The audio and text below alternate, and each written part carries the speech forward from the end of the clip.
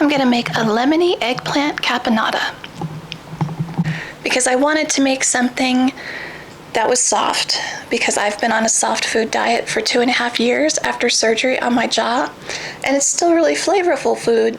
It's just not crunchy. And I wanted to be able to use stuff from the garden because it drives me crazy when I can't take advantage of the garden while it's in season. And it's summertime right now, so eggplant is really soft. Tomatoes cook down to be really soft. The pepper I'm gonna cut up really, really tiny. That's why I have the snack size peppers, because their walls are a lot thinner. And then I'm gonna use a shallot from the garden, but an onion would be just fine. I just like shallots better. Before I can tell you exactly how much of everything you'll need, I need to know how much eggplant I have, because that would be the limiting factor. Normally I would cut up the eggplant last, because eggplant can oxidize, which means it turns brown when it's exposed to the air.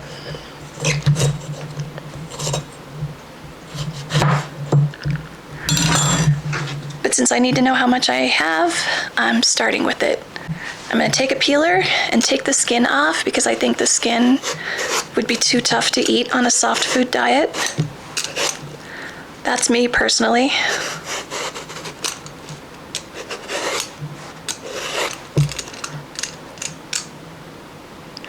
And I think the eggplant will cook down to mush better.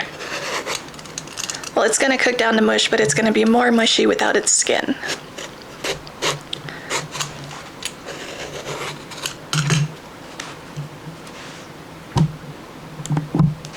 I'm looking to have 2 cups of eggplant.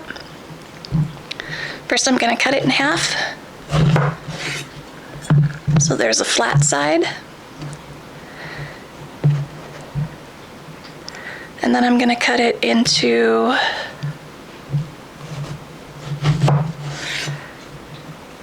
a 1/4 to 1/2 inch thickness strips, so that when they get turned into squares, they'll be a 1/4 to 1/2 inch thickness in the squares.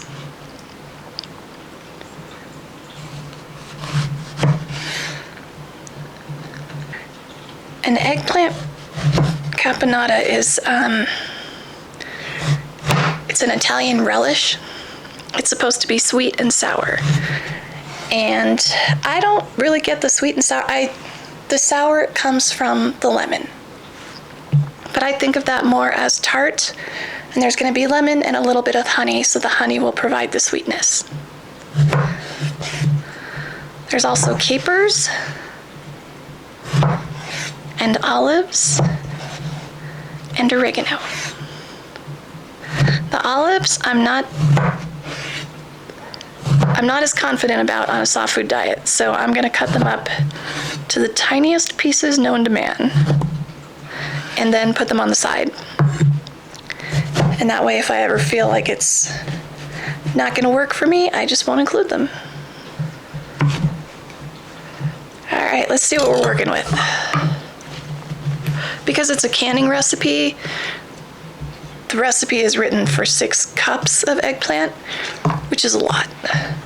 Unless you have a big family and your whole family's gonna eat it. But this is just me. All right, we have 1 cup. And we'll definitely have 2.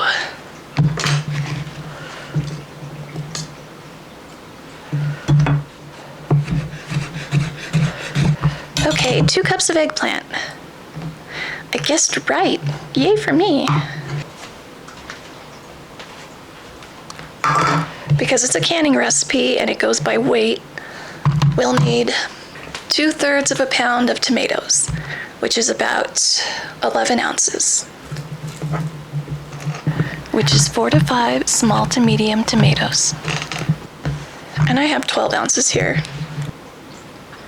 And I'm just going to use all that, because we're going to cut out the center of the tomato, and 12 ounces will be just fine. I'm doing the tomatoes next because the acid from the tomatoes will help keep the eggplant from turning brown. And then when I'm taking time to cut up the shallot and the peppers, which will take more time, the eggplant browning will be affected by the acid in the tomatoes. Or if you want, you can get, I think it's a 1/4 cup of lemon juice and 4 cups of water, and put the eggplant in that. And that is a solution that I use when I make applesauce, and it helps keep everything from turning brown. The tomato pieces I'm going to cut to be about the same size.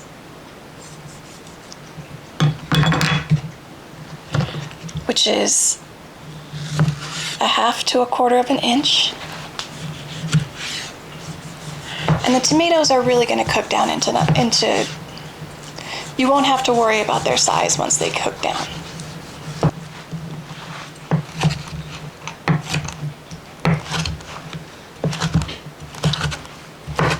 And if you're worried about the size of the tomatoes, you can just put them in a food processor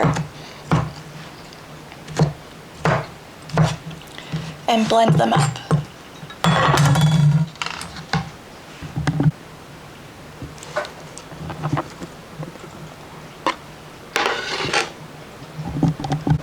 This isn't a fast recipe. The tomato eggplant mixture needs to cook down and thicken, which can take up to an hour. It never takes that long when I do it. When I do it, it takes 40 minutes tops. But that's still a lot of time. And if you don't like eggplant, which I understand, eggplant wasn't my favorite summer vegetable either, you could use a zucchini or a yellow squash that you've done the same thing, taken the skin off, and where you've peeled it and then cut it into small pieces.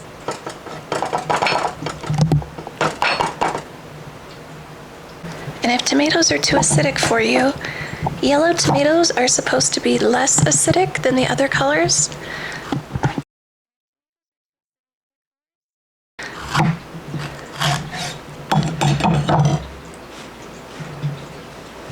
But if you look at how thin the walls are of this pepper compared with like a big red bell pepper, it'll be easier to cut this into small pieces. And the pepper pieces, because of the skin, I'm going to cut them into the smallest pieces that I can, which is hopefully like 1 millimeter. That's what I always aim for, and then it always ends up being bigger than I think it will be. For the bell pepper, you need 1/3 of a regular sized bell pepper, and I thought that a kind of a large mini pepper and a small mini pepper was about equivalent to that. And I never feel like the food processor can get the pieces small enough. Or it's not that they're not small enough, they're not uniform enough. Some pieces end up being bigger, some pieces end up being smaller. So I think it's easier to chop it by hand. I'm going to do the same thing with the shallot. For the onion, we'll need 1/3 of a cup. For the onion, I'm going to also cut things up into really small pieces, like 1 millimeter to 1/4 of an inch. Add it into the pan with the tomatoes, eggplant, and peppers. We need oregano. We need a little more than 1/8 of a teaspoon.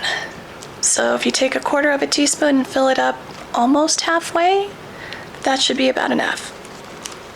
It's between 1/8 and 1/4 of a teaspoon.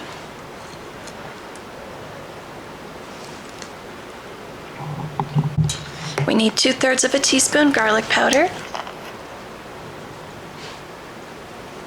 2/3 of a teaspoon of salt, and 1/3 of a teaspoon of pepper.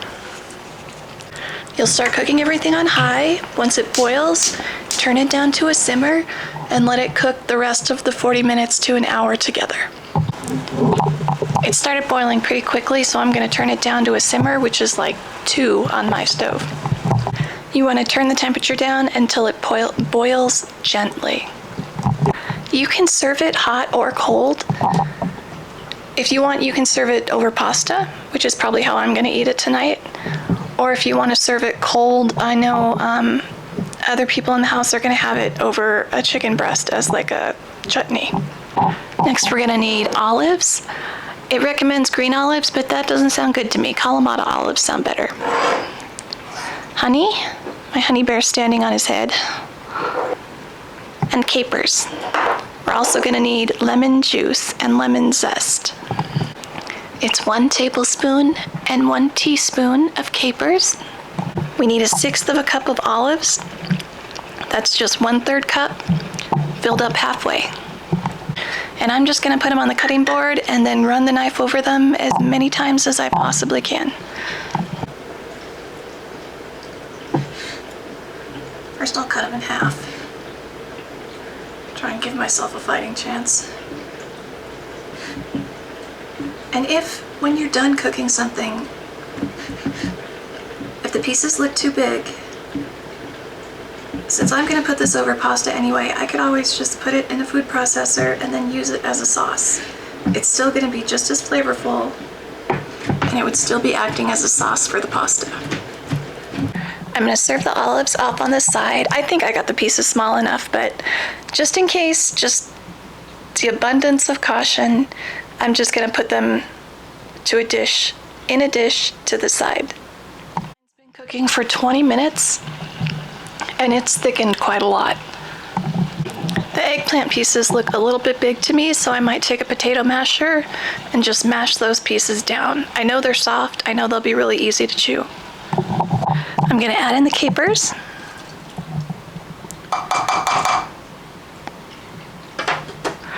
A 1/6 of a cup of lemon juice. And 2 teaspoons of honey. If you don't like lemon juice, you could use red wine vinegar instead.